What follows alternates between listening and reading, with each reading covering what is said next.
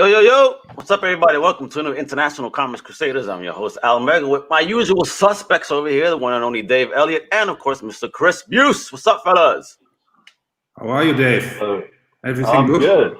Yeah, I'm good. I'm socially isolating at the moment, but I'm good. Good, excellent. How are you, Al? All right, bro. You know, as well as I can be. You know, the news that I had yesterday, personal news, losing someone, so it kind of sucks. Yeah. So a shout out and a rest in peace to my good friend DJ Buddha. Rest in power, my brother. All right, so I don't want to get all the press and get no emo right now. So, great topic.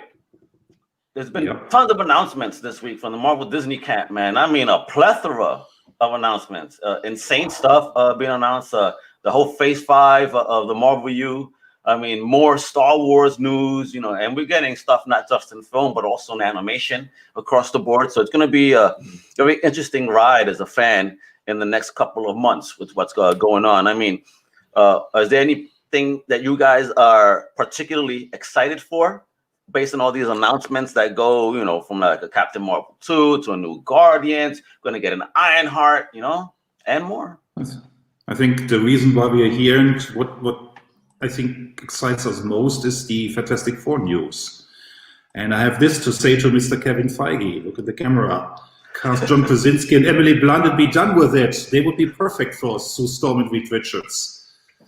Can you see that? John Krasinski, Emily Blunt rocking it? That would be excellent. Yeah, I can actually. That's actually not a bad choice. So, Feige, if you need to contact Chris, I'm his agent in America. So, please. No, there's been some great fan art out there, and so they put them in the roles of Sue Storm and Reed Richards. Yeah. Okay. Do you have that so I could share it on screen? Because, you know, I just wanted to show what we've had before, for example, right? I mean, one of the first and early renditions of a Fantastic Four that we had was obviously the Roger Corman, right? which is this bad boy right here. Produced by our man Bernd Eichinger, one of the most successful German producers in the history of German cinema. I mean, but you see this squad? I mean, the most legit thing here on this poster to me was Dr. Doom. What do you think? I mean, the thing, I don't know, he looked a little bit too weird. But I like the suits. I mean, they kept it OG, you know what I mean? They kept it very, very Byrne. It's very from the Byrne one, I think. It's a lighter blue. Yeah. Isn't it? You know, the white and the blue, the inverted. That's I could agree with the lower cut neck, right? With the white. Yeah. Yep. I see it. I've tried to watch it. He said try several times. I've tried several times. It's very hard to get through. And why? Because what makes it difficult? I think what makes it difficult is you really see how the actors try to give an honest and earnest performance. They're really trying, they're really into it. And you know what they don't know, namely that they never wanted to release this turkey. And that makes it a little bit painful to watch because you can see like with the guys, with the special effects, and you can imagine the guy who played Reed Richards say, well, this is basically only an old sock. Don't worry, we fix it in post. No, they never fix it in post. That makes it very depressing. Let me ask you then. So you called that a turkey. What did you think about this version? I actually liked it. Shocker. Really? So what did you like about this one? And what about you, Dave, too? You know? Yeah. Go ahead, Chris. I mean, for what it was. I mean, if you go back to that is pre-MCU. Yeah. That is at the time when Sin City came out, I think. And for what it was, for what they tried, and I thought, what's this guy's name, McMahon, who played Dr. Doom? He was an inspired choice, actually. He was very, very good. If you've seen him on Nip Tuck, he's a great bad guy. Okay. And he played very nice Dr. Doom. They treated the Dr. Doom character poorly, but the idea that Dr. Doom is part of the original team, that's basically out of the Ultimates run. Yeah. Yeah. No, I think that the problem with the Fantastic Four is you can't do them justice in doing a movie. You either have to tell the entire origin in a pre-credit sequence and then go straight into it, or it needs to be something extended. like a, you know, I mean, do the Fantastic Four as a series on Disney Plus. Let's get all that rich detail in there. Let's get a proper origin for Doctor Doom. I mean, something that takes in both his scientific and sorcery roots. I think what we would miss. I mean, we don't know what is the situation post-COVID. If there will be $100 million movies, $200 million movies, we don't know yet.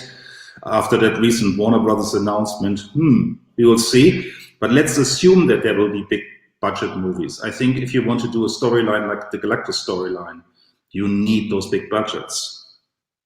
Yeah, you need the big budgets, but you look at Game of Thrones. Just look at that. Like, there's some episodes that will need less special effects and others that will need more. But for the small screen, it's, look at what they do in The Mandalorian. Oh yeah, God, that episode was great too. It just can't pass. Oh yeah. But they got me hooked. Did they? I couldn't get past the first episode. What, The Mandalorian? Yeah, because it really looks like a watered down version of everything, and that's the problem I would have with a television show. That everything looks very watered down. Are you talking about season 1? Yeah.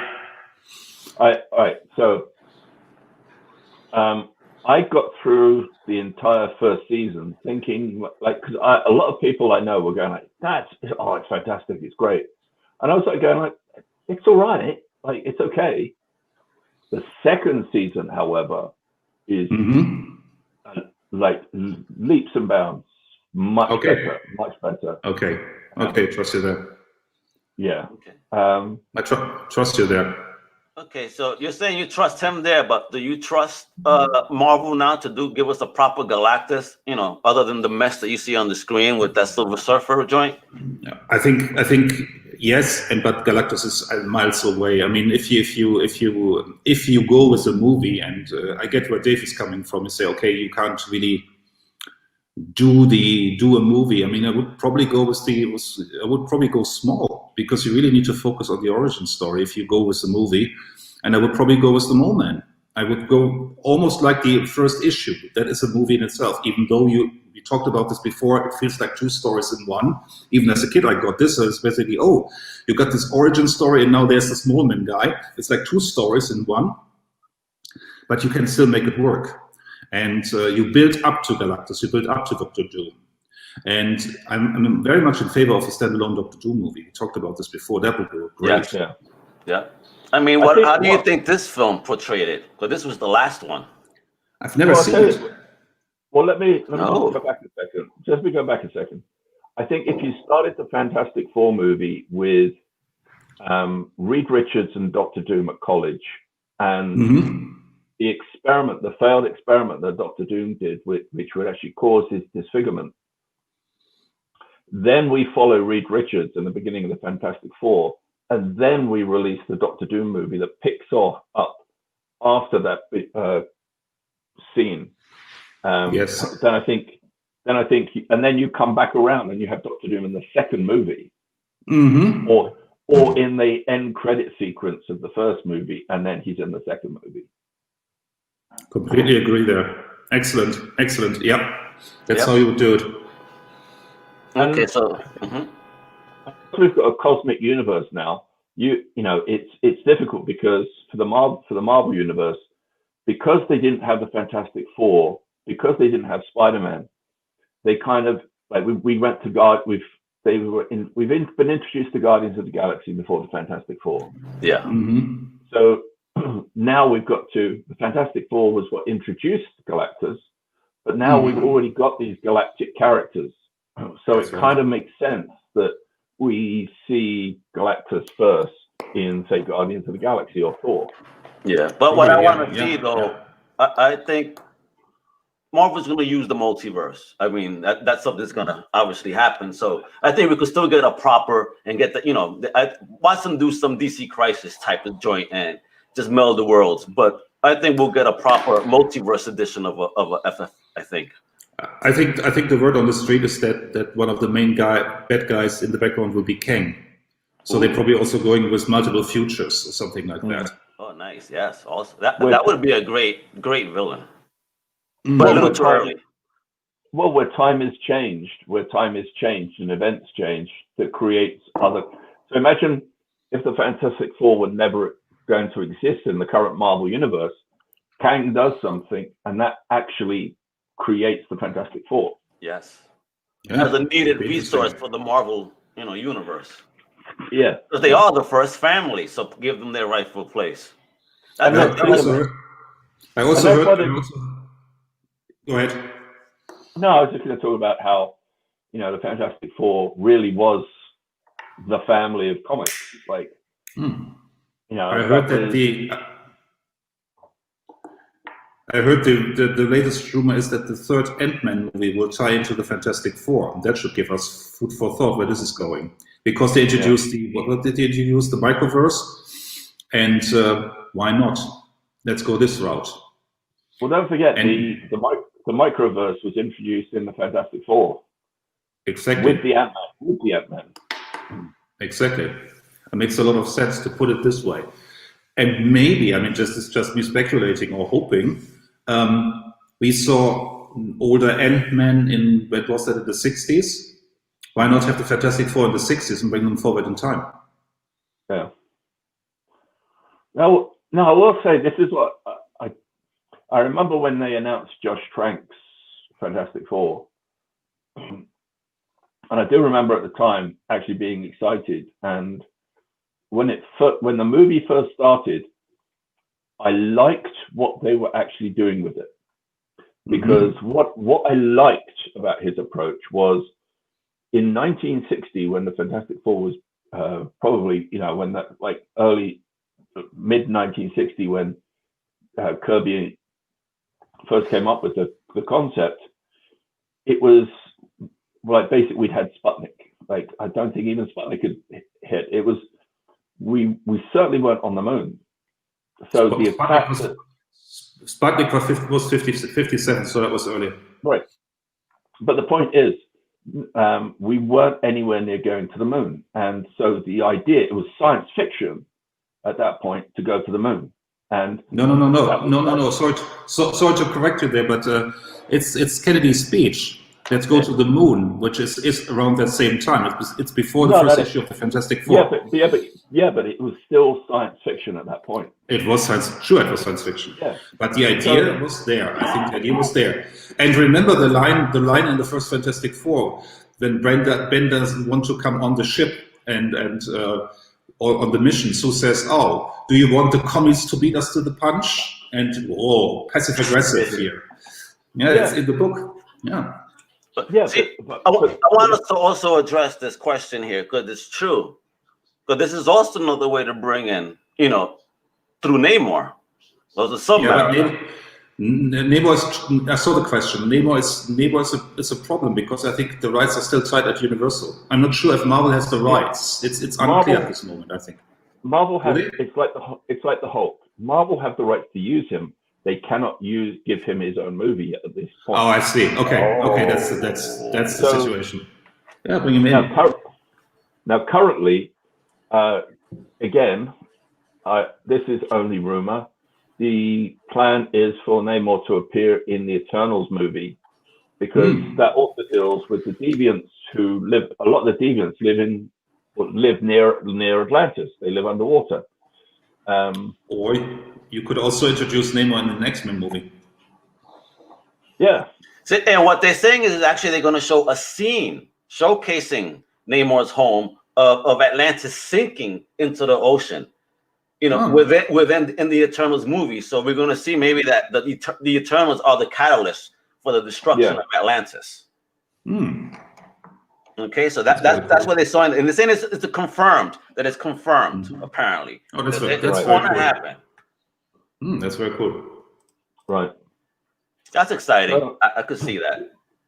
But going back to Josh Trank's Fantastic Four, just as they were science fiction was sending a rocket to the moon. Well, that's not new anymore. We've got the Chinese are on the moon, and they're sending back moon rocks right now as we speak. So the idea of what Josh Trank did is he went to what people like Stephen Hawking have talked about, which is the multiverse. So the idea that they were, instead of traveling to space, they were traveling literally through space, traveling through dimensions. So they got their powers by going into a different dimension. Yeah. Which kind of was cool. It was cool. Like they went somewhere else, they got contaminated by something there. That's what gave them the powers. And the only thing I don't quite like, I didn't quite like, was the fact that they had Dr. Doom as part of that team that went in. That's the only thing. What I understand where Trank was coming from, and I saw The movie enough scenes from the movie. Flawed. The movie was definitely flawed. Like, I would not recommend. So heavily flawed? Yeah, heavily flawed. But I think this Cronenberg metamorphosis approach was not a bad idea, but I would rather not have them spend so much time on that. I like the idea of a family, of the first family. I like the idea of them being celebrities, and you can do a lot with that in our media culture today. I mean, they are the first couple. What do you think of the looking logo right there too, though, for the announcement? Doesn't that look sexy? Did that make you excited though as soon as you saw it? Mm-hmm. I mean, the announcement makes me excited. The logo is a little bit, I don't know, but it's on the other hand, it's very cosmic. Let's put it that way. Mm-hmm. I still want to see the old Fantastic Four logo. You want to see that tight spandex? I hear you. Yeah. I want to see that old Fantastic Four logo. I just love that. You know what it is? Dave is just a freak. He just loves spandex. I think that's what he's wearing on right now, most likely. We don't know. Actually, he's having a drink. I am. Yeah, and it's never too early to start drinking. Yeah, man. Well, I wish I had something now, but you know, I'm good. Come on, team. Yeah, man. A little bit too early. I still gotta have coffee. Talking about coffee if you need. It's after 5 o'clock on a Sunday here, so. Look at this guy. What is he having? Coffee. Cheers. There we are. Could have been Bailey's. Oh, nice. Very nice. I'm telling you, we need to do our own drunken chat with the guys. Oh yeah. Yeah, man. So, you know, is there any other, let me see if I could pull up that image. I was trying to find that. I had something up that kind of gave us all the announcements. You know, I just want to run through them before we get into, you know, our Kirbyverse stuff, because, you know, oh my God, guys, wait till you see what this guy sent me. And actually, I don't care. Do you guys even want to see some of the trailers, have a sneak peek, or you want to do a rundown? Yeah. If you can show it. I've seen them all. I haven't. All right, so let's do a quick rundown. Obviously, everybody's excited for one of the shows that's coming up real soon is the WandaVision. Have you had seen the second trailer to that one? I like that trailer. Yeah. All right, so you saw it. That trailer I saw. I really liked it. Yeah, I want to share stuff we haven't seen yet. So they announced that, right? They got the Doctor Strange, the Multiverse of Madness, right? And apparently we're going to get the introduction of America Chavez there. Okay. Yeah, the alien, not Latina. She's an alien. You know, there's no. I'm just saying. Obviously, there's have you seen the Falcon and Winter Soldier? First look. No, I've not. I think I've seen the trailer. Okay, it's just the first look. These are new ones. They're new ones. Okay, there's a new Scarlet. There's a new WandaVision one out. There's a new Loki one out. I haven't Let's take a look, man. Okay, I haven't seen those. So what's a single girl like you doing rattling around this big house? Well, I assure you, I'm married to a man, a human one. One. What's its face? And I ran. Why you sleep out of my... We are an unusual couple. That's Lucy right there. Well, it's also Bewitched.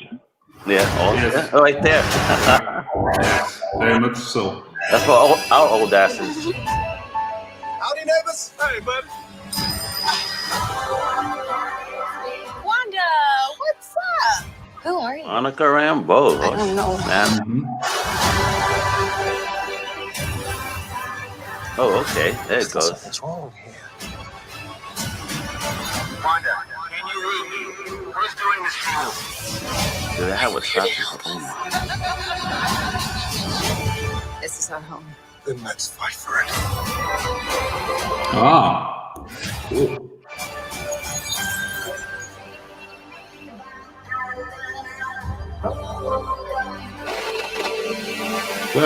That looks very nice. That looks very nice. I really like that. Yeah, I really like that. I really like that. it reminds me of the same sort of feel when I saw the trailers for Legion. Mm-hmm. Yeah, it's a little bit like that. Yeah, that was really cool. I enjoyed that one. All right, so then, you know, obviously there's a Doctor Strange. There's no trailer on that. There's that Falcon and the Winter Soldier one. Let's take a quick look at that bad boy and see how that looks. All right, so hold on one sec. Okay, this wants to cooperate. Darn technology, folks. All right, let's check out this bad boy. I love the posters, bro. Okay. The legacy of that shield is complicated.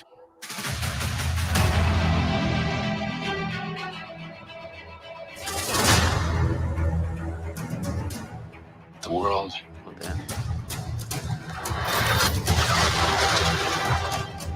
is upside down.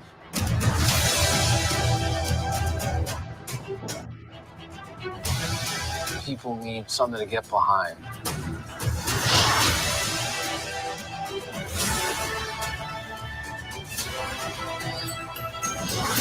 They need the symbol.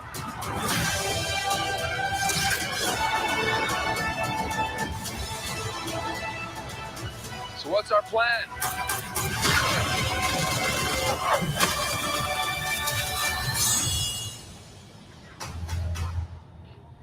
So no plan. Great.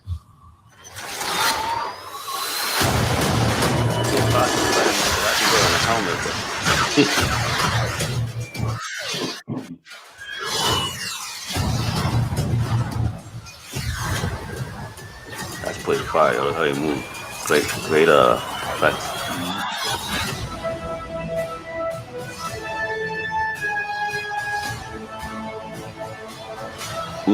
Oof, I like. What's going on in that cyborg brain of yours? You don't want to know. Oh, yeah, I can see it working. Gears turning. Oh, they're malfunctioning. They're on fire. God, I hate you. That was cool. Very cool.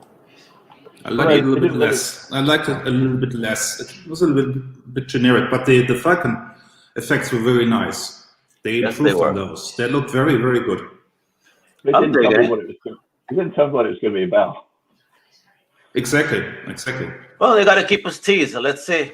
You know, more to come, folks. Let's see. Now, we got Loki as well. I mean, a lot of people really hype on this new Loki. There's a new clip out there. So let's take a look at that bad boy. Hold on.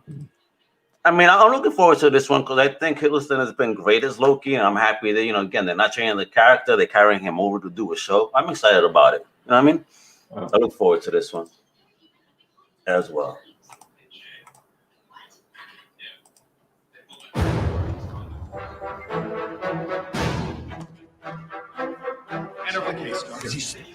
Get your hands off.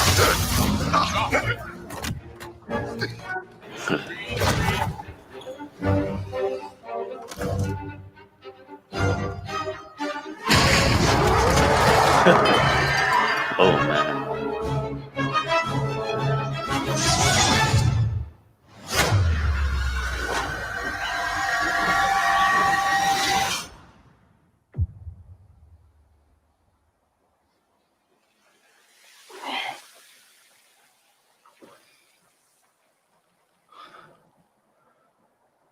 The hell?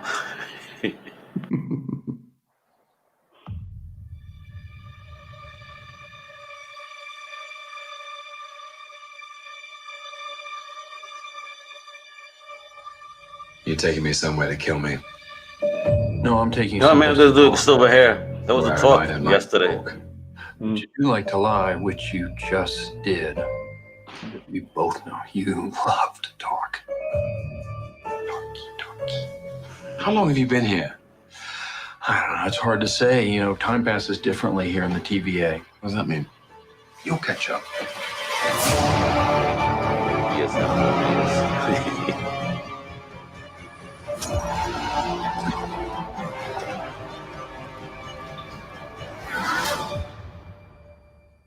Glorious.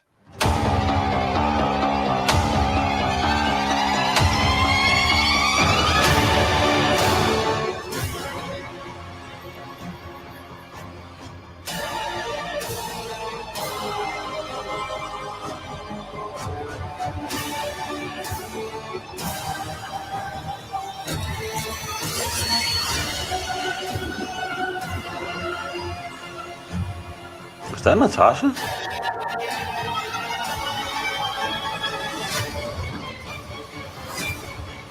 Brother, I'm down. You better be ready.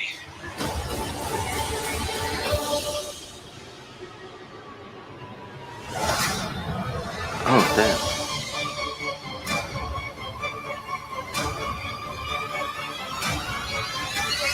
Interesting. That looked very interesting. What did you expect?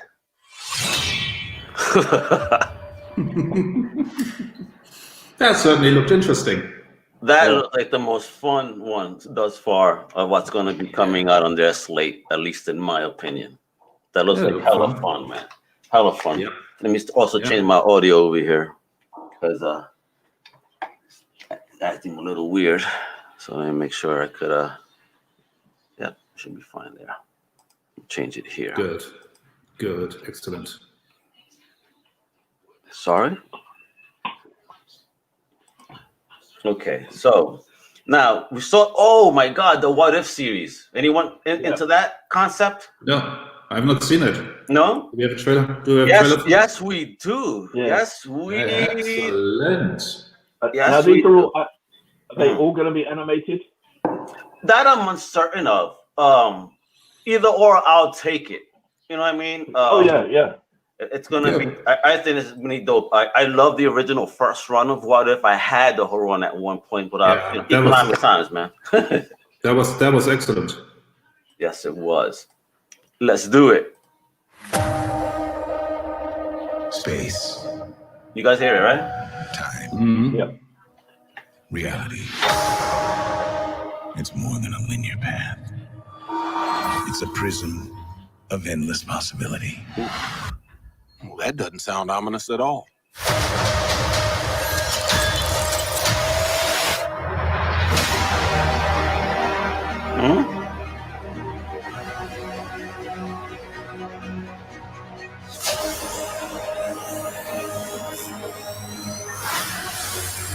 I was promised an army. Oh, that's fun. Captain Britain. Yeah, that's cool. Animation looks sweet.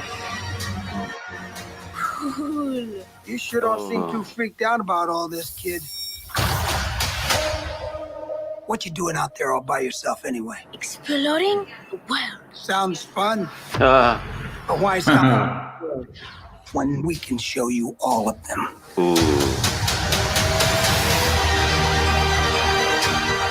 What if Black Panther was Star-Lord, kid? Mm-hmm. I am your guide through these vast new realities. Follow me and dare to face the unknown.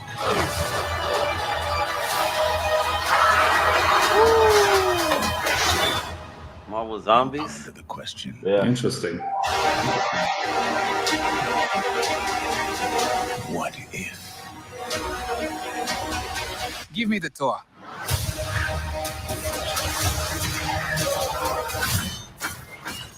Oh! Fire. That's fun. Yeah. Fire. Thoughts? See what I like about the Sharon Carter becoming some Captain Britain is the dynamic now between her and Steve Rogers is very similar to Wonder Woman's Steve Trevor. Yeah. You kind of caught that there too, right? And that one scene where, Yes, very good. Okay, so then they announced the Shang-Chi. Obviously, they have there's a couple of more additional cast added to that. Obviously, on the scissor reel, there was a glimpse at Ms. Marvel, Kamala Khan. Let's take a sneak peek of that too. Of this new generation hero that's coming onto the screen that people love. By who? It was G. Willow Wilson, right? That brought her. Yeah. Is a new kind of superhero, but at the core of all of it, her story is so universal. Miss Marvel is one of the newer characters in the Marvel comics, and when one comes in that grabs the world's imagination like this, the questions are, when are we going to bring Miss Marvel to the screen?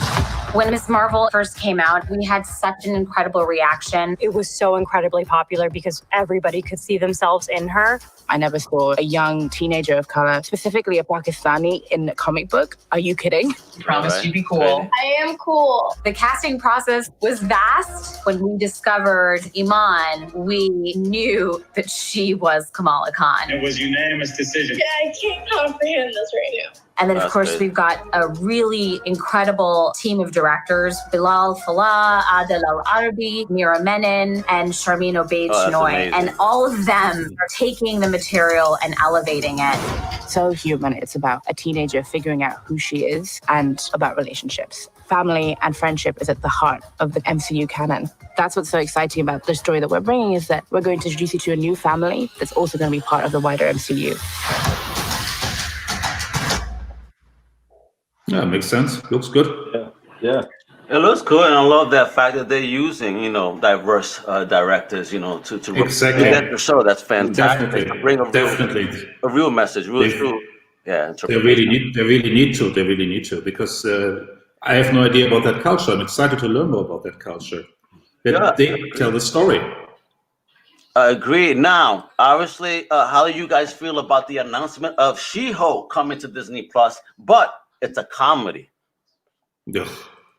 It was a comedy under burn. Yeah. So the whom they chose was Tatiana Maslany. Man, do I hope I am saying that right and the right. They don't again. I'm a name butcher, so I'm not really sorry. Hang on. I think it's Maslany. Maslany. All right, let me show everybody a quick picture. Can I bring this up? Come on, guys. I'm very predisposed to her because she was on Perry Mason. She was on Perry Mason. And she was excellent. Right. And she was excellent on Perry Mason. And then Chris loved this show. He just couldn't get over it and stop talking about it. So here we go, folks. This is the lady chosen to play Jennifer Walters, aka She-Hulk. Very well. I mean, let's see. Again, she is a talented actress. Let's see if she can, in fact, pull this off. Again, I think why not? And they even teasing that Mark Ruffalo, the Hulk himself, may actually make an appearance on the show, which would be pretty cool if he does. I would definitely love to see, a Hulk come in again. If they're going to keep the origin close to the comics, they're going to have to. Them in. Absolutely. And then obviously another announcement was that Ironheart, Riri Williams, is also coming to the small screen. This one is going to star an actress by the name of Dominique Thorne. She will be the lead of Ironheart. Let me get this image. I want you guys to see. I think this is also pretty cool news to see this new generation of heroes being presented. Especially that these current readers could get attached to. Because this is their heroes, this generation. So I'm happy to see this happening. There she goes. This is Riri right there. Chosen, Dominique Thorne. So congrats. I think a cool pick as well. I look forward to peeping that. Right. Let's see what else we got over here. Oh, James Gunn returning to GOT series for the holiday special.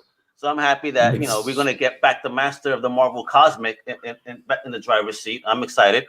How about you guys? Do you think he's doing a great job? Did he do a great job with Marvel Cosmic? And do you have faith on him, taking it forward? No.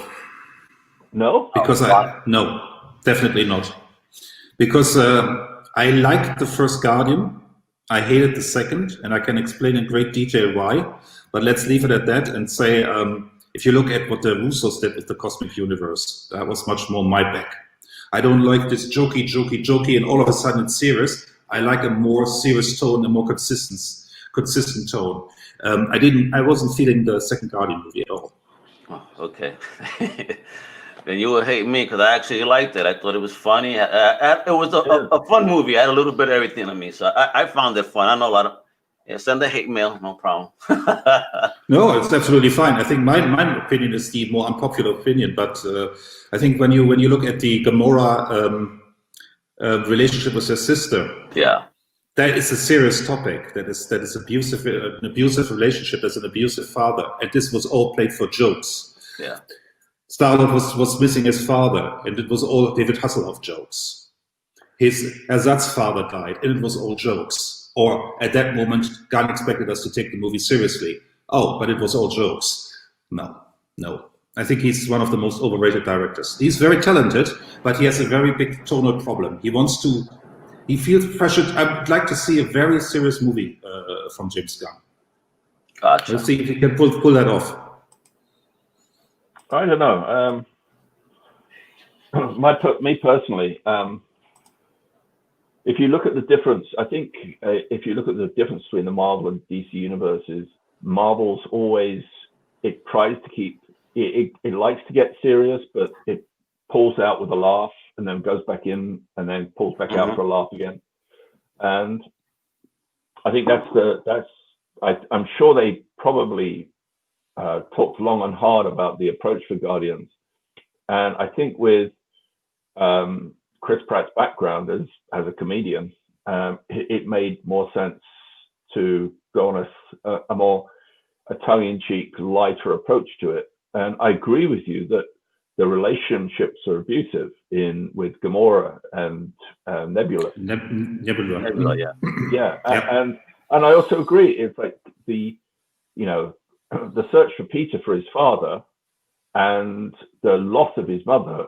They are they're tough burdens to carry.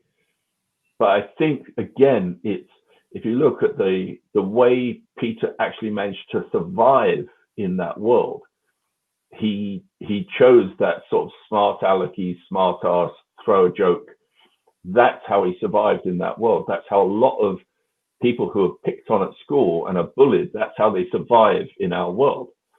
So, from that aspect, I thought that, it could have been a dark, depressing movie, but it chose not to be. He's a little bit like Peter Parker in that, but I see that. But the overall tone of the movie, you can have a guy like Peter around who was, but think about you can have a guy like Peter around who is making all the jokes as a defense mechanism. But look at how drugs treated Mantis. That was highly abusive. I couldn't stand that for a second. Mantis is such an interesting character when Steve Englehart developed her. And here she's basically a doormat and gets abused non-stop by drugs. I hated that movie. Well, I didn't like again. No, again, like you've got Mantis is unrecognizable as a character compared to her comic book origins. Exactly.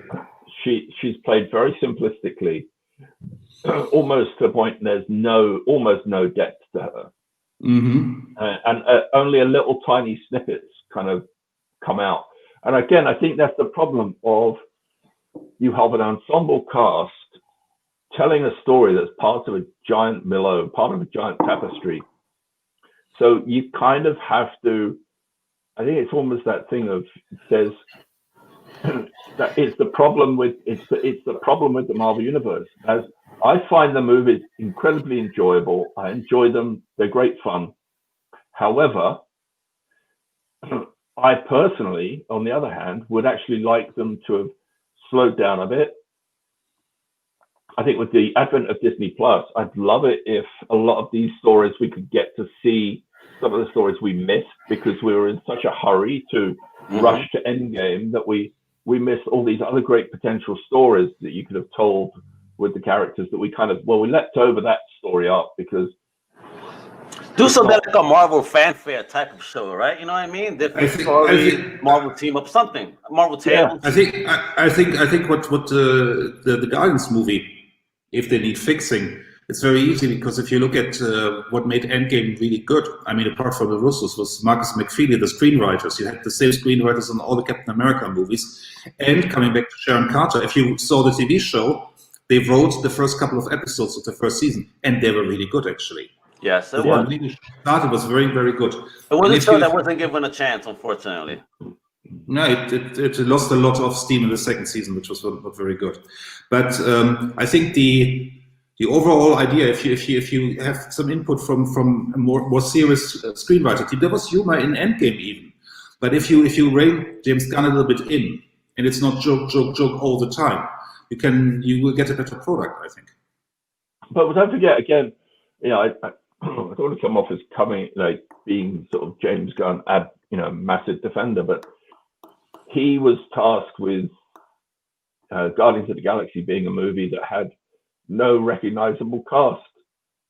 Like this wasn't the Avengers, this wasn't the X-Men, this wasn't the Fantastic Four, and it was basically a group of second and third string characters, third or fourth string characters, and they made it work. And it's not all on his shoulders. Like you can't. No Marvel movie is one person, even two people. Right. Yeah. No. So again, it's James Gunn's not going to do anything that's outside of what Kevin Feige thinks will work. Definitely. And I think Chris Pratt was very charming in the first movie. All right, so let's see. So I want to move on to the next one then. For the Thor: Love and Thunder, we have the announcement that Christian Bale is going to play Gorr, the God Butcher. Oh man! That was Christian Bale was announced that he was going to be part of it, or it was hinted he was going to be part of it a couple of months ago. Yeah. But now we know he is Gorr. And now we know he's playing. Yeah. I mean, I think that's a great casting choice because he is one hell of an intense actor. So I really can't wait to see him. Come on, man. He was Batman. Is that the character from the James Aaron? Is that the character from the James Aaron one? Oh, but that character exists. Yeah, well, he was there, and that James Aaron definitely did use the character. Yes, but that character existed well before that. Obviously. Okay. See, it's definite. It's quite clear that the movies coming up all tie into each other, or in a certain way. So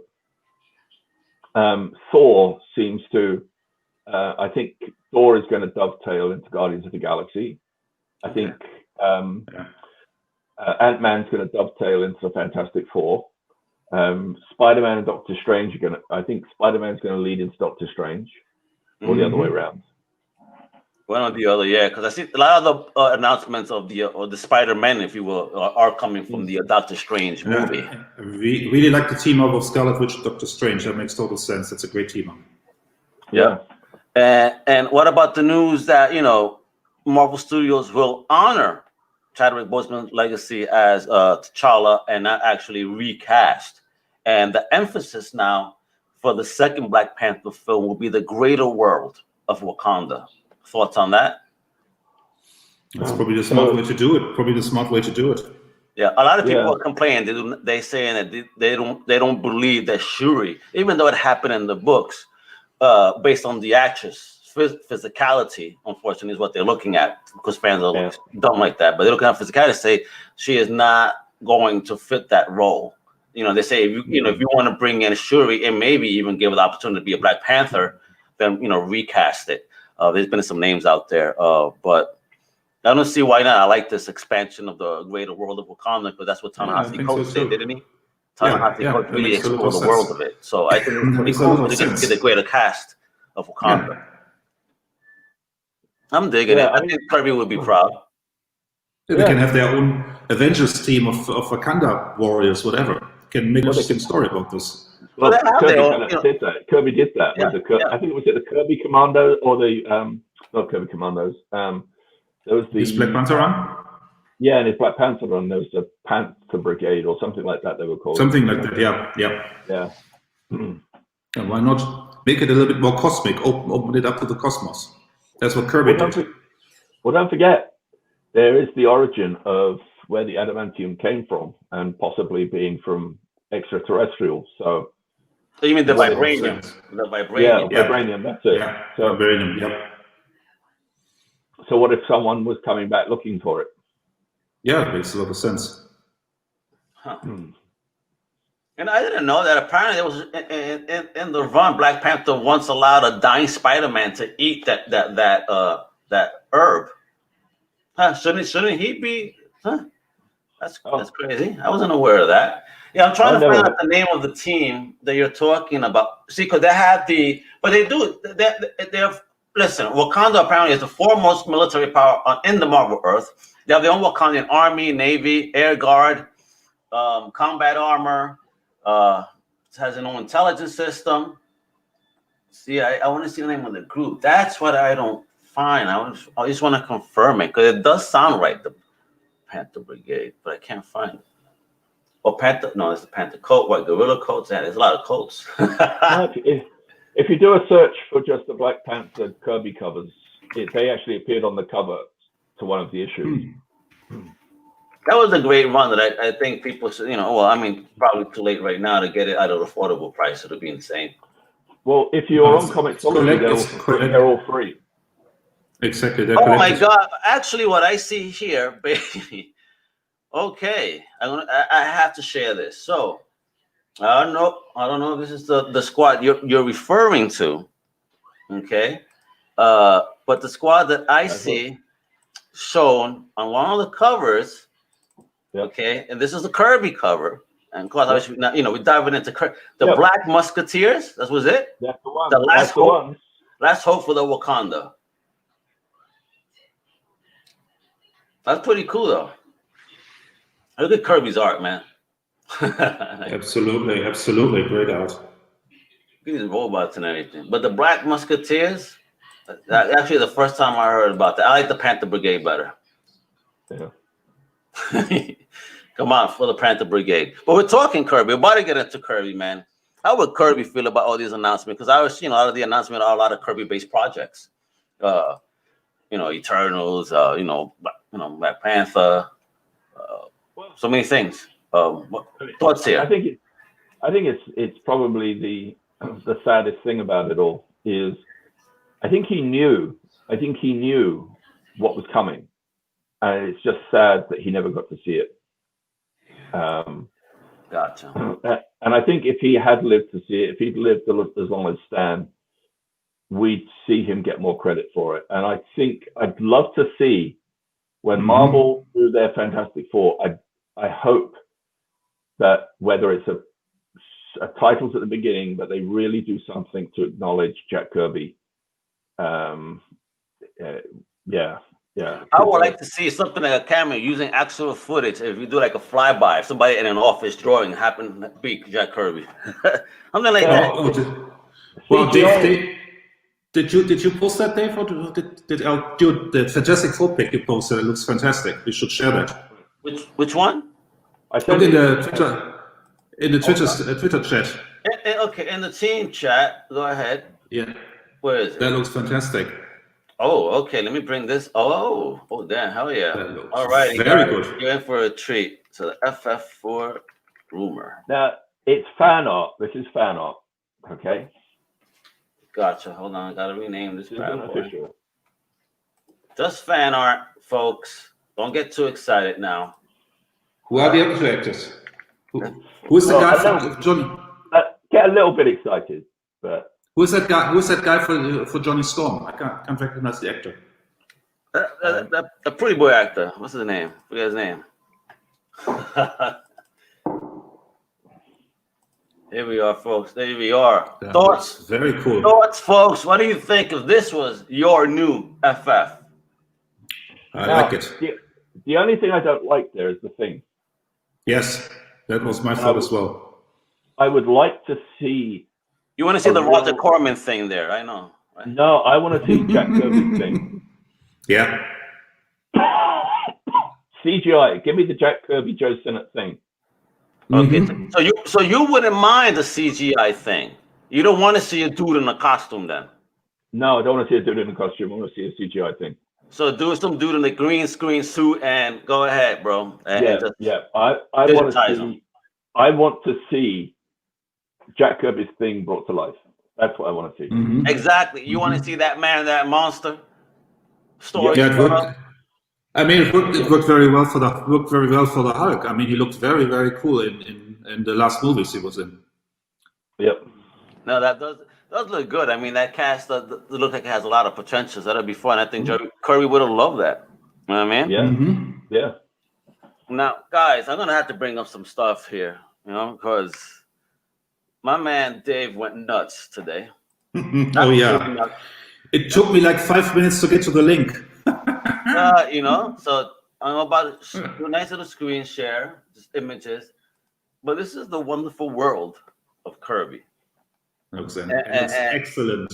Yes. Thanks, Dave. Thanks, Dave, for pulling those up. They look excellent. Boom! Take a look at this amazing work here. Amazing.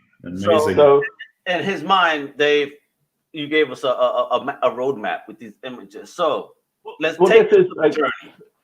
Well, this is what's so important about Jack Kirby, is that, and he bridged generations. Like, this is a guy who fought in World War II. This is Jacob Kurtzenberg, a Jewish immigrant who, or son of Jewish immigrants who fought in World War II, fought the Nazis. Who anybody that was remotely Nazi, like, he would just punch out. Like, that's Jack. So he knew, and this is a guy who, like, if you look at the 1960s and Marvel's output, like, he gave us the X-Men as basically, it was the X-Men. Yes, they were all white, but what he was trying to get across was the story of what it's like to be somebody who's not a normal white person. And I think that probably at the time, that was the closest you could get to showing people, here's what it's like to be Jewish or even Irish, but definitely black, living in America. You're outsiders. You're, you know, just think of any derogatory term for anybody of color. When you say the word mutie, replace it with anything, and you kind of get it across. The gist of it. It's amazing. I mean, if you Well, he did that. Well, I'm going to lead you from there to this piece of art on the screen. But we should also, I mean, if you talk to, I don't want to interrupt you, but just 2 sentences. If you want to talk about Kirby's legacy, I mean, you can start in the 40s. He was Marvel's first art director. Joe Simon was the editor for the superhero line. Right. And when Kirby came on, he became the art director for Marvel. He was the first. There was Timely Comics, we know that. And then in the 50s, I mean, Simon and Kirby invented the romance comic. And I always get these strange looks when I say romance comics were selling millions of units per month. True. It's amazing. And then he created the Marvel Universe. I mean, this is what a career. But you see, the point I'm making here is not about that part of his legacy. Like, I hope that we should all know exactly where his legacy lies as far as that's concerned. What I'm talking about is his view of the world. The fact that it was Jack Kirby that not only gave us the X-Men, he gave us Black Panther. You know, it was, and not only was it like his pretty much Marvel's first black character. Like, I mean, don't forget, we actually, I believe we got Wyatt Wingfoot first. We actually, I think the first one actually was the character on the Howling Commandos, if I'm not mistaken. Oh no! I'm talking about mainstream Marvel Universe. I know the Howling Commandos character, yes. But the interesting story here, the interesting story is that was in the 60s, and the printer refused to print him as a black guy. Right. And that is interesting. And Stan Lee and Kirby said, no, he needs to be a black guy. Yeah. And I think they colored him purple. So, but the point I'm getting to is, so Jack having given us the X-Men as basically saying, like, here's basically a group of people of color, of disabilities, people who normally the white mainstream push out and push off to kick to the curb. We're going to make a book about what it's like to be different. Black Panther creates a black character, and it's not enough to be a black character. It's he basically, we later find out that Wakanda's more scientifically advanced than we are, richer than we are, and it's their choice to stay away from the rest of us.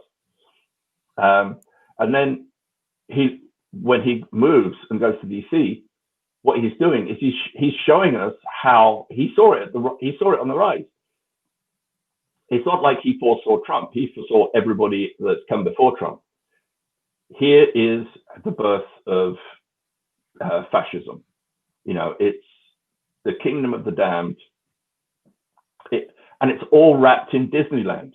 Like if you turn to the next slide, there you go. They're trapped in Disneyland. That's brilliant. I mean, that is only one of 4 books he did in any given month. That's the New Gods. I know that's Forever People. Sorry, it's Forever People. Yeah, Forever People. But what's interesting is the pain of those people that you see behind the glass, the terror that they feel.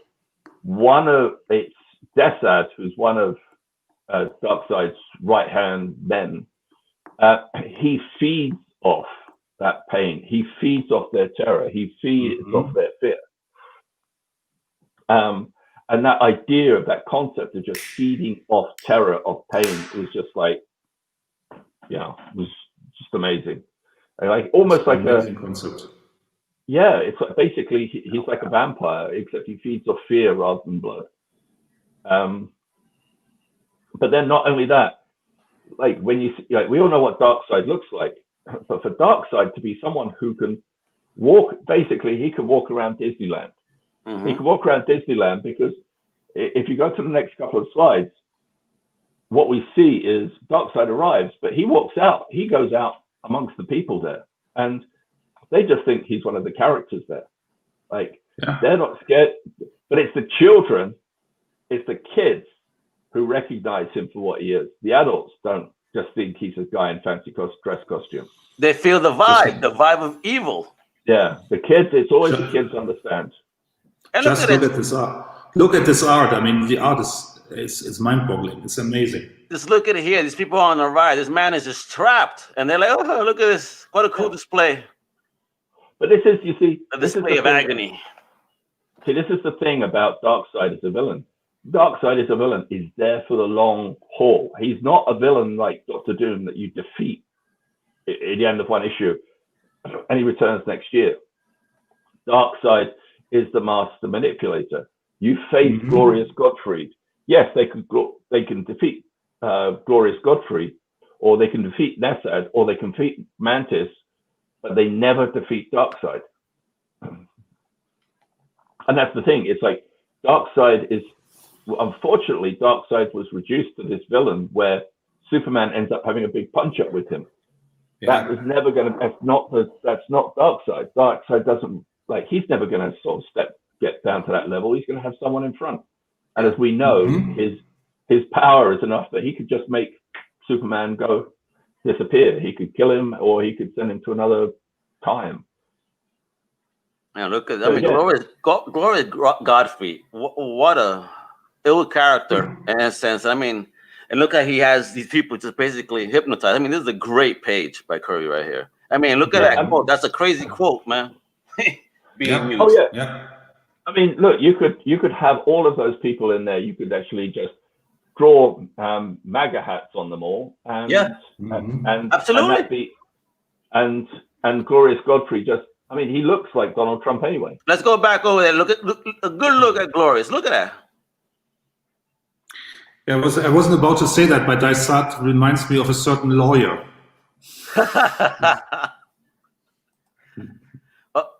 Move ahead too quickly. Yeah. That's an amazing panel there, though, for real. Yeah. And I mean, the uniqueness of each face as well. No two faces look alike. You know, Kirby was a whiz, man. I hate when people say, "Oh, he wasn't that good." Shut up, man. Look at him, crazy. His face is murderous right here. Yeah. No, because he was not going for photorealism or naturalism. He was going for expressionism. It's really expressionism out here. You can hang that in a museum. You can hang that in a museum. You it's see so it good. here. Yeah, you see here the expression. You see how animated Godfrey is in these panels. Just right here, going from that to this is like, come on, guys. You see it almost emotion happen in your mind. Yeah, the body language there is great. Yeah. And in fact, those helmets that he's holding up, that could easily be a MAGA cap that he's holding up. True. Very true. Very true. Alrighty, so and you see what's going on in Washington at the moment. I mean, this is the same. It's the same image here. It is. Yeah, it is. Absolutely. So you're also bringing up that he was a master, a whiz at a 2-page story. Oh yeah. So, it's like whenever they decided to, oh, by the way, hey, Jack, we're giving you 2 extra pages, but I've already drawn that issue. So he'd start putting 2-page stories. So in Jimmy Olsen, he did a little run of stories called stories of the DNA Project. The DNA Project.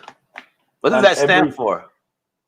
Well, it's the DNA. It wasn't just it wasn't the oxyribonucleic acid, nothing. Yeah, exactly. Nothing else sinister. Okay. No, well, I mean that's sinister enough. It's basically the whole project is about cloning, about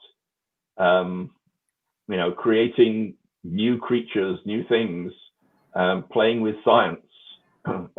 In these 2 pages, they talk about the Harers, who are basically hippie scientists that are way more advanced than us and who are creating these fantastic new devices.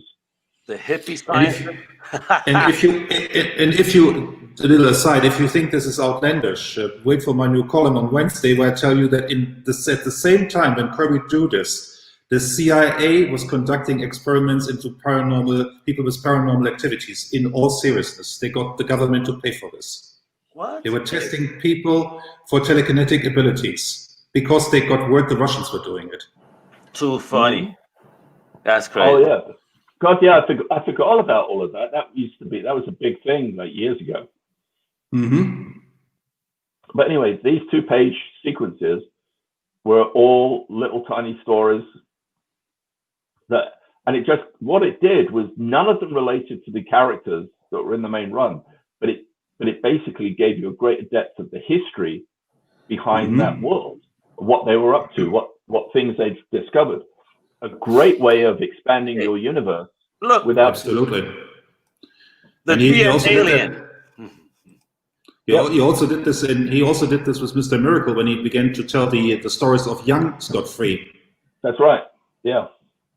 Oh, I was about to send those, but Al had already told me I'd sent too many artworks. Well, I didn't have enough time to try to put them all in this, but Kirby, these are more than one mention. So these two pages here is a really interesting little story. Okay. Aaron the Armored Man. This was basically a character that was created by the scientist to survive in space. Okay. And he had one mission, and that one mission was they'd managed to actually get some DNA from Superman, but they realized they had to take it somewhere, remove it from Earth, send it somewhere else. So they created Aaron to take that DNA and just fly it as far away from Earth as possible. But they were keeping it just in case one day it was needed.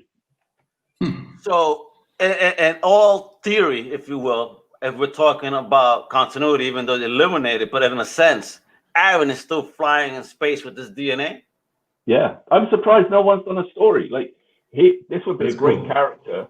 What's he been doing out in space all this time? And what if someone found out that he's got Superman's DNA? There you go. That's 5 years worth of DC Comics stories from where they're doing. The next DC 5, right? Definitely. The genetic criminal. Check this out. Well, this is about a clone that was made from. It was made from a criminal, but they wanted to prove that being a criminal wasn't genetic. But look at this image right here. You put a little dark mustache there. Is it just me? No, it's me as well. I had the same impression. Right? Mm-hmm. But these action sequences, man. Oh man, now that's when we get to some nitty gritty here, boy. I had this bad boy, and this. So you see, like, yeah. Could you imagine that on the newsstand? Like, if you've been reading the regular Jimmy Olsen comic, oh wow, and all of a sudden, and you see that, you go like, wow, what's going on? And I just love the introduction. Kirby is here. Yeah, they teased him for months. Yeah, they teased him for months. Mm-hmm. Yeah. So in this first issue, and on his first run, immediately introduces the Newsboy Legion. Obviously, in this one issue here, isn't this the issue where we get the little picture of Darkseid, right, on the TV screen? Yeah. This is where we. Nowadays, it would not be considered the first app. Now it's Forever People #1, but back then, this was considered the first app of Darkseid. Yeah. Not until recently, when Forever People, because it's the full first appearance of Darkseid. For those speculators out there. They colored him wrong in this issue. They actually gave him a flesh-colored face. Well, because he was wearing a mask. Truth. So, did you have this? Did you pick this up? Because you guys are old enough to have picked this up, not me. You know, I was still swimming in my father's nutsack, I think. Yeah. No, I had all of these. I had all the new gods of Forever People. I was picking them up as they came out. Wow, man. Do you have them today? And if so, I need your address. No. But I do have a couple of $1,000 worth of credit at a comic book store in New York because of with them. So. Oh, there we are. Check that out. But look, this is what started off the epic that is the Fourth World. Started here. Yeah. Started all here, folks. Superman's Palace, Jimmy Olsen, number 133. Again, for you speculators out there, this is the bad boy you need right now for the first Darkseid, and obviously the first Kirby DC and Newsboy Legion. Bro, Don Rickles, may rest in peace, was a hilarious ass comedian, the king of spew. Oh, he was. This was a two-issue run, and so apparently, as the story goes, Don Rickles kind of gave his consent to appear in the comic. Kind of. Well, kind of. He was asked this, and he reluctantly said, "You're sure, go ahead." And he thought that they were just going to put him in it as a guest appearance on one page. They didn't realize they were going to do a two-issue story with him and creating this other character. Two Rickles. Oh, this is hysterical. Yeah. I mean, but also, my eye goes down here. The Guardian fights again. The return of the Guardian? So he brought him back to the fold? He'd already appeared at that stage. So you can see him in the background behind Jimmy Olsen. Gotcha. Oh, and over here? Nope. No, I think he appears in, I think it's the second or third issue of Jimmy Olsen. Mm-hmm.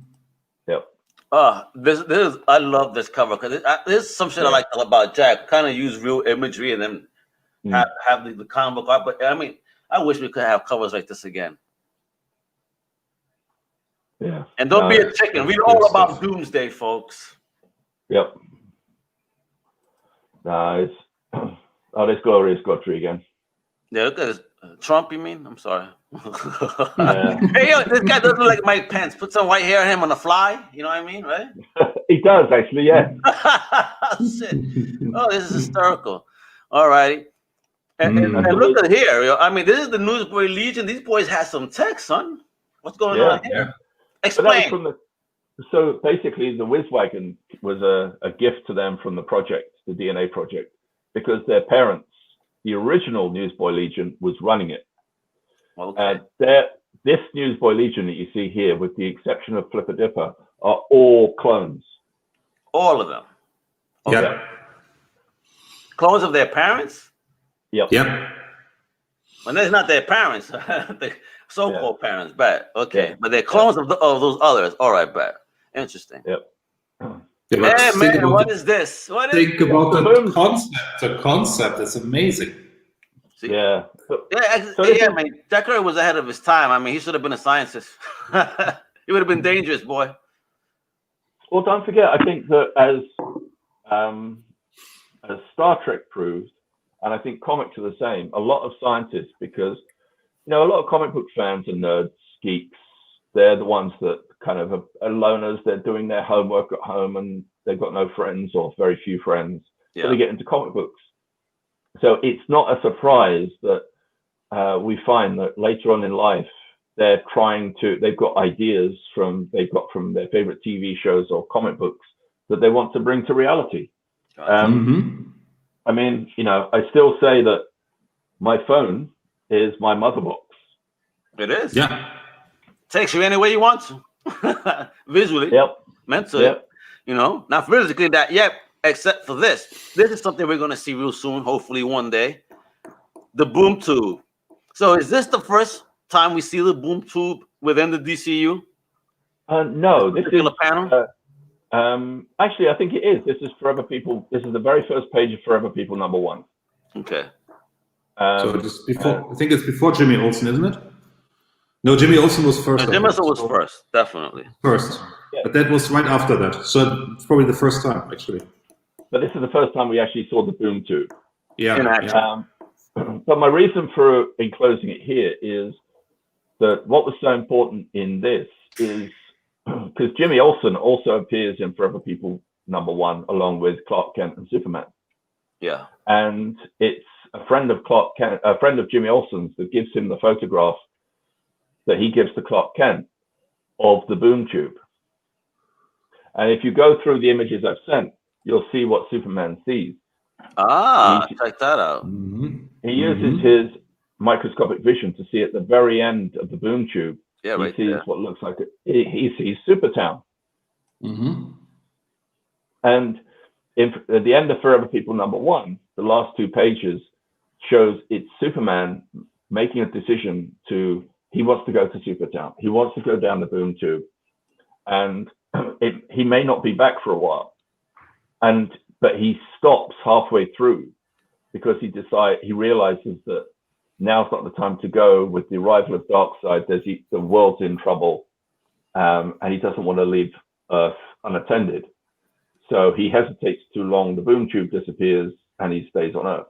Very George Reevish, no? Very nice.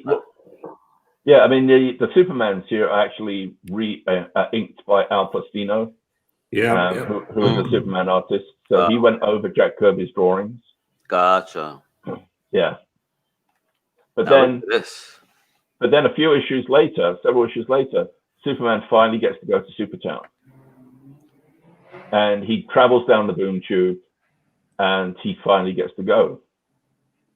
But what's interesting about when he goes to Supertown is, imagine it, it's a place of people with as many powers as he has, or a variety of different powers to him. Everyone's got powers. Yeah. And what's funny here is this comment here: don't engage the apocalypse creature. Oh yeah. See, they think he's from Apocalypse. But they soon realize they're all friends. It's like, look, usual punch up, then they're all friends. Yeah, but man, did he get the crap smacked out of him here, bro? Look at this. Yeah. That's probably the first time he becomes that kind of power. So this is the first time Superman was like, oh damn. Yeah. But if somebody punches me like that, I'm not gonna be like, all right, bro. But I love here at the bottom of the page, he offers these kids a ride. He says, hey, hold on to my cape and I'll take you up. And they're like, no, we can do it. They prefer to ride in, they can ride with the other guy. Like, you ain't nothing over here, brother. But he starts to immediately realizes that here is a world where he's not so necessary. Not special at all, if you will. That's right. An ordinary Joe. Yeah. Well, they're called the New Gods for a reason. Yeah. And basically, all he does is just get engaged over here, and like, wow, okay. Well, he just gets in the way. Journey of knowing, yeah. He gets in the way. He gets in the way of this robot this robot grabs him, but he's just he's walked in the way. He wasn't watching where he was going. He thinks he's being attacked, but he's not.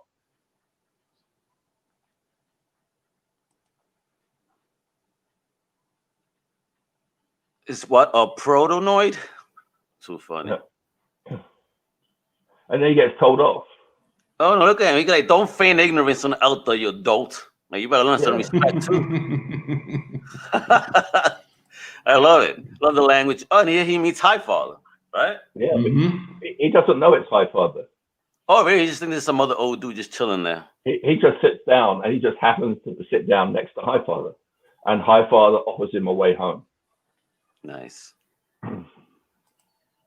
That's a great panel, by the way. When he sits next to Highfather, that's a great panel. The third panel was great.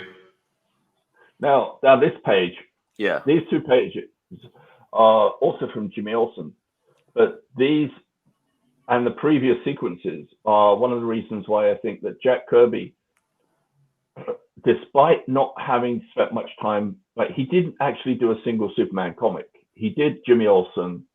Superman appeared in Forever People #1. Yeah. But he, to me, still handled like Superman so well. He seemed to instinctively understand everything you needed to know about Superman. Like that previous page where he's talking to the boxer, and the boxer is he's the world champion. Is that Rocky Marciano? It's supposed to be. Gotcha. But it's not, if you know what I mean. Okay, of course. But he's frustrated that no matter how much he works out, no matter how much he trains, he can never beat Superman. Which and again, it would probably be the same to any superhero with unnatural abilities. But the emphasis here is on Superman, and that's what Clark Kent understands. And that's how this is one of the reasons why he likes to be Clark Kent. Because he wants to be a person. He wants to be a normal. He wants to fit in with the people around him, which he can't as Superman. Yeah, you can't though. But even as a Clark Kent, you still know you're Superman.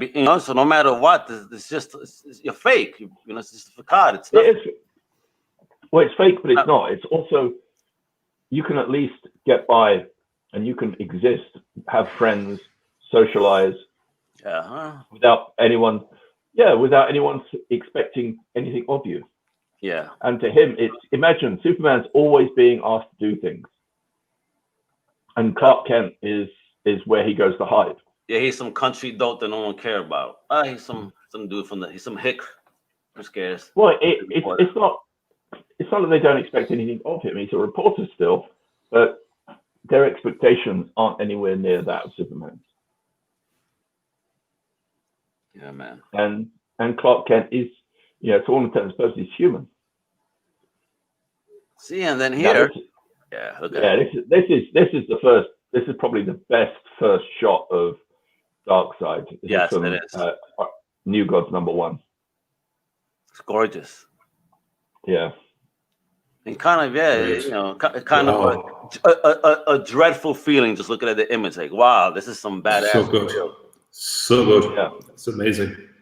Yeah. I had all these first appearances. Jeez.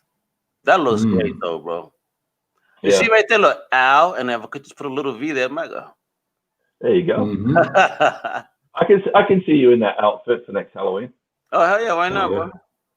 The epilogue. Look at this. This is gorgeous. This is so good. This is so good.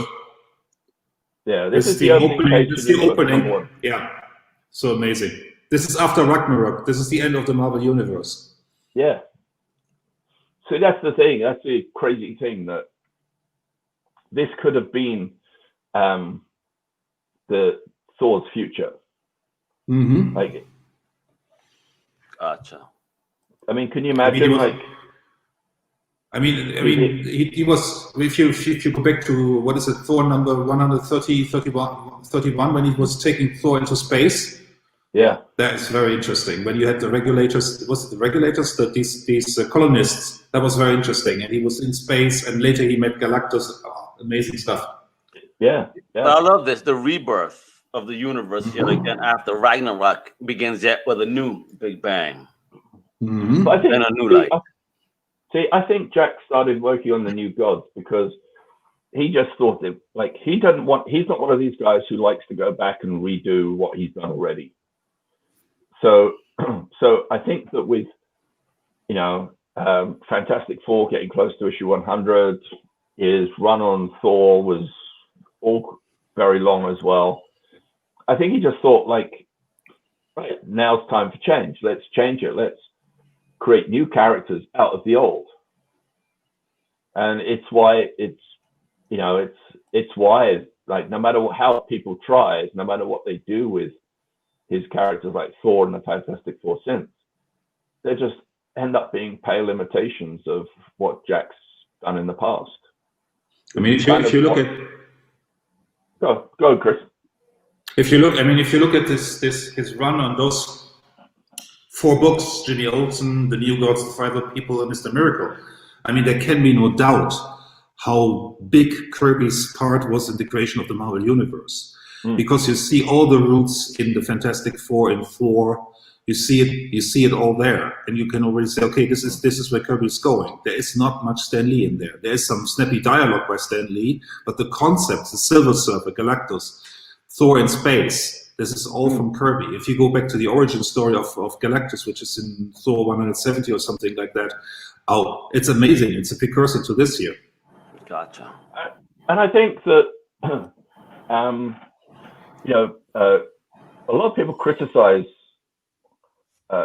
Kirby's dialogue on his Fourth World stuff, which I think there isn't much difference really between it and Stan Lee. Stan did act like Stan was like, oh, let me put in a couple of 5 or 6 syllable words.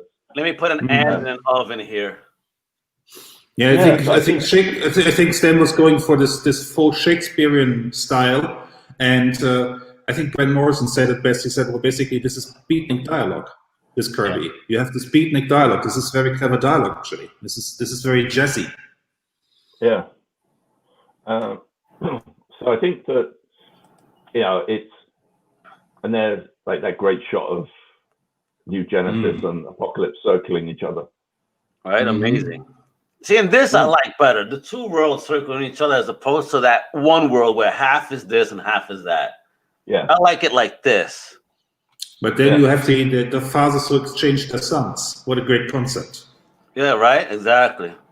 I mean, look at this. Now I included that because, like, that's Highfather facing Steppenwolf.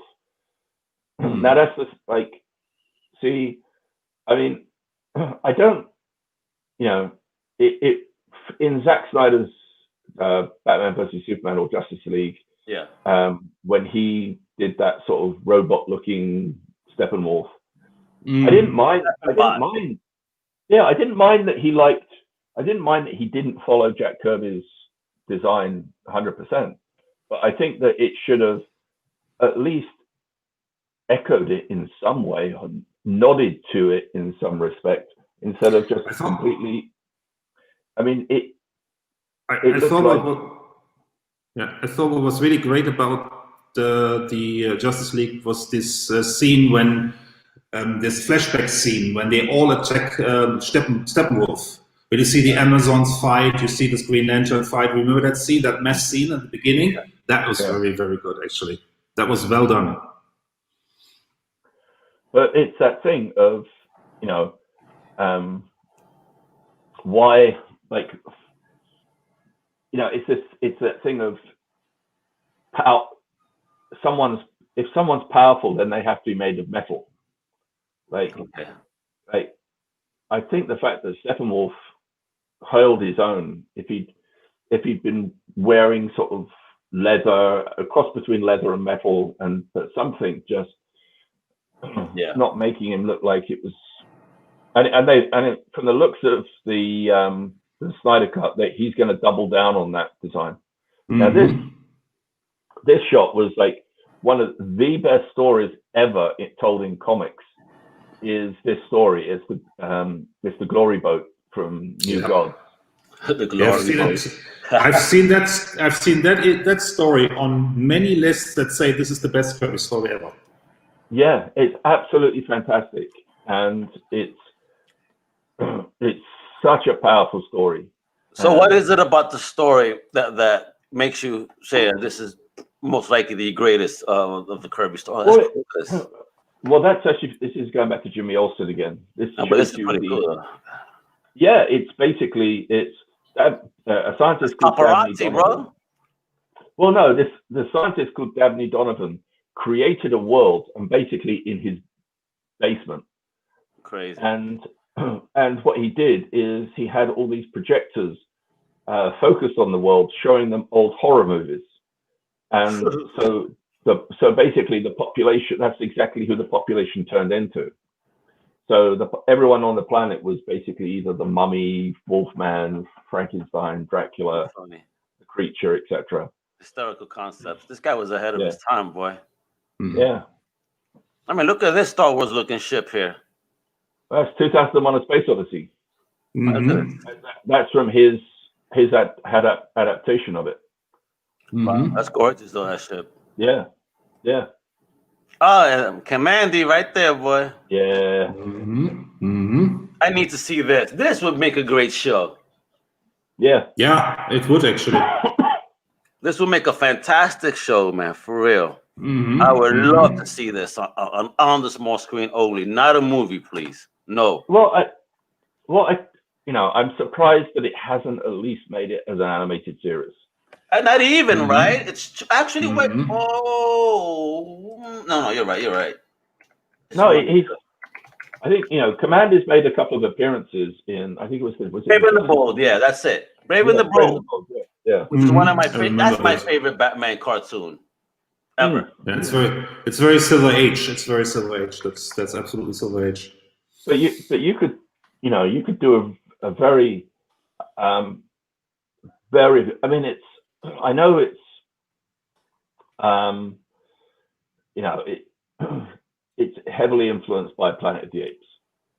Sure. Heavily. Yeah. Mostly influenced. Heavily. But I think that done as I'd love to see it done as a live action series. As you say, for HBO Max or something. Oh please, bring it. Yeah. Now this is also from the New Gods, the Pact. This is the story that led to. This was the war between New Genesis and Apocalypse that led to Highfather and Darkseid swapping their sons. So this is okay. Gotcha. Yeah, but what they would do is literally, they were literally, making asteroids and meteors hit each other's planets. Like they were all in on mass devastation. They're gods, man. They're not. They're not messing around. They don't mess around. You're making planets crash into each other. That's insane. Yeah. And that's the last one that we have for this part of the Kirby. I mean, what I wanted to do is go and send me another 100 images a little bit earlier, so that way we could, continue. I think we should kind of stop because I want to do this with the imagery. I like what you're doing here, kind of guiding us here, especially for the new guys that don't know too much about this fourth world and Kirby's journey within DC after Marvel. Because again, everybody always Kirby, Marvel, but damn, he did a lot for DC too, folks. Please don't forget that at all. Because I know he was a legend in Marvel, but let's also not forget that he worked for DC in the 50s, and he was the one who created the backstory for the new backstory for Green Arrow. Yeah. It was completely different before that. He completely redesigned the character. I mean, we know the redesign by Neil Adams, of course, but he took the 40s Green Arrow and he made him an interesting character. And he did a lot of work there. He created the Challenges of the Unknown, which are the Fantastic Four by another name, if you want. Absolutely agree there, man. Challenges, and I actually dug that team when they did a run, I think in the early 2000s or late 90s. It was a nice little run, miniseries, something. It was pretty great, man. I dug that team a lot. Keith Giffen also did great work in the 70s on the series. Yeah. It's funny. I just thought I'd love to see HBO Max do something with bringing Jack Kirby's Inner Days of the Mob as a series, which was Jack Kirby telling true stories, or mostly true stories of mobsters like Al Capone, etc., Dillinger, Bonnie and Clyde, during Mar Baker, during but even there he had a crazy science fiction concept to it, because there was a time traveler who was viewing all this in the past. Well, they were basically, all the stories were being told from hell. It was basically, it was the warden of who, they were all in prison in hell. So yes, they may have been shot and not actually gone to prison in true life, but they went to jail in hell. And so their warden would tell stories, or he would talk to them about their stories, or he would talk to another inmate about Al Capone, for instance, which might be a nice little framing sequence for doing a whole bunch of stories like this. And exactly. And at the same time, Kirby did a black romance book that DC rejected. You can go on the internet, look for Kirby's romance book. It was an all black romance book. Fantastic artwork there. It was Vince Coletta, actually, if I'm not mistaken. And Tony Zuniga. It's in there. It's actually in this book. Very cool. I think Tony Zuniga also worked on this.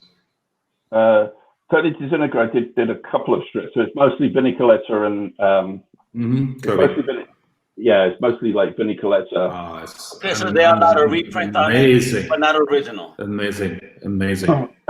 Well, obviously it couldn't be original because Jack's been dead for 25 what years. I'm saying is, they declined the book originally, but then on a re-release of a book, they allowed it in print.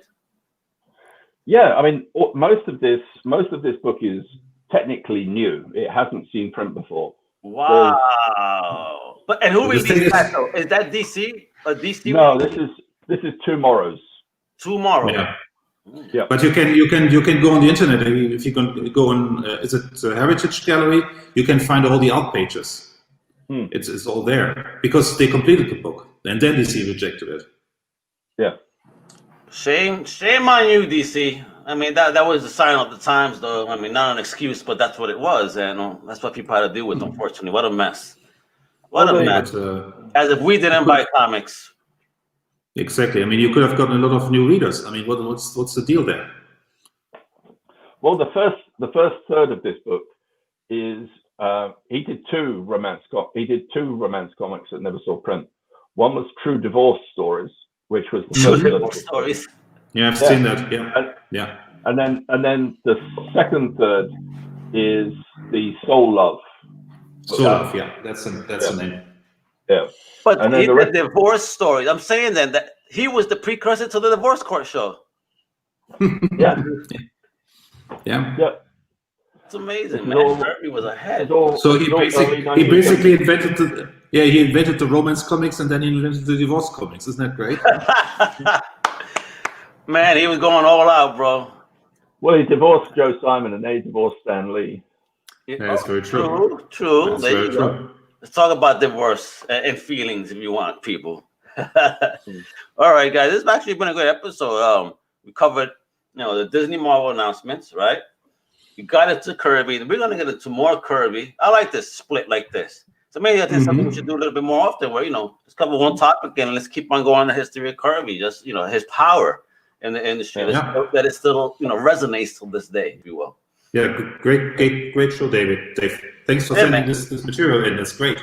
Absolutely. I actually saw some pages that I hadn't seen before, so now you got me very interested to go back in the archives and start, reading some older stuff. So thank you. You've inspired me.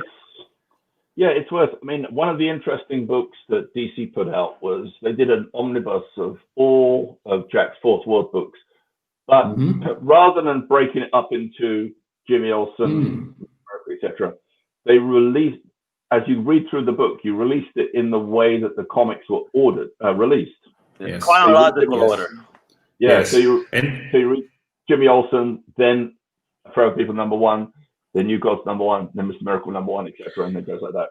And as far as I know, they printed it on paper that was very close to newsprint, so the colors wouldn't be too bright. Yeah. It looks far better that way. Yeah, but they're pretty pricey right now, though. Anything that's an omnibus, again, from a speculation standpoint, good luck. I mean, one of our teammates, this is not oh my God, Lone Wolf Cub Omnibus Volume 4. Go to eBay or Amazon, 500 easy. I'm like, what? 250 to 500 per book. I'm like, what? A friend of mine, whom I told him that, he goes, that's funny. I bought all 12 volumes about 6 years ago for 500.